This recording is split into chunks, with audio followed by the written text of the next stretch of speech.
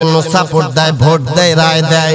ওই বান্দা খারাপ কাজ করে যতটুকু গুনাহ পেয়েছে, বান্দা তুমি রায় দেওয়ার কারণে, সাপোর্ট দেওয়ার কারণে এর অংশ বিশেষ, এর একটা অংশ তোমার আমলনামায়ও বান্দা চলে যায়। কুরআনুল কারীম জানিয়েছেন কুল্লু ইনসানিন আলজামনাহু তাইরাহু ফি উনুকিহি ওয়া নুখরিজু লাহু ইয়াওমাল কিয়ামাতি কিতাবান ইয়ালকাহু মানশুরা।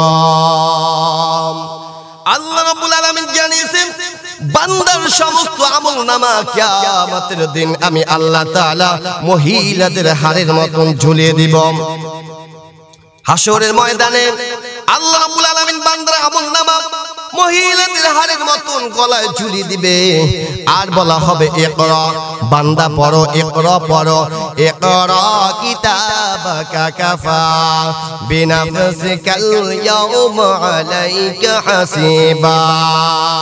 বান্দা তোমার আমলনামা তুমি নিজেই পড়ো, নিজে পড়ে নিজেই বিচার করো, এখন তুমি জান্নাতে যাইবা না জাহান্নামে যাইবা।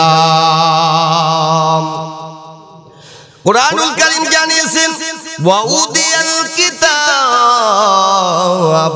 ফাতারাল মুজরিমিনা মুশফিকিনা মিম্মা ফীহি ওয়া ইয়াকুলুনা ইয়া ওয়াইলাতানা মা লিহাযাল কিতাব। বান্দার আমলনামা যখন খোলা অবস্থায় দেখতে পাবে, হাসরের ময়দানে বান্দার আমলনামা দেখার পরে ভীত সন্তুষ্ট হয়ে বলবে মা লিহাযাল কিতাব, মা লিহাযাল কিতাব, মা লিহাযাল কিতাব। আল্লাহ, এটা কেমন একটা কিতাব, কেমন কিতাব যে কিতাবের ভিতরে ছোট আমলও দেখা যায়, বড় আমলও দেখা যায়। ও মালিক, এটা কেমন কিতাব যে কিতাবের ভিতরে ছোট গুনাহও দেখা যাচ্ছে, বড় গুনাহও দেখা যাচ্ছে। সবকিছু আল্লাহ তাআলা কিয়ামতের দিন সবকিছু বান্দার ওপেন দেখবে। কুরআনুল কারীম জানিয়েছেন ইয়াউমাইদিন তুরদুনা লা তাখফা মিনকুম খাফিয়া। বান্দার আমলনামা কিয়ামতের দিন খোলা অবস্থায় দেখতে পাবে। সুবহানাল্লাহ।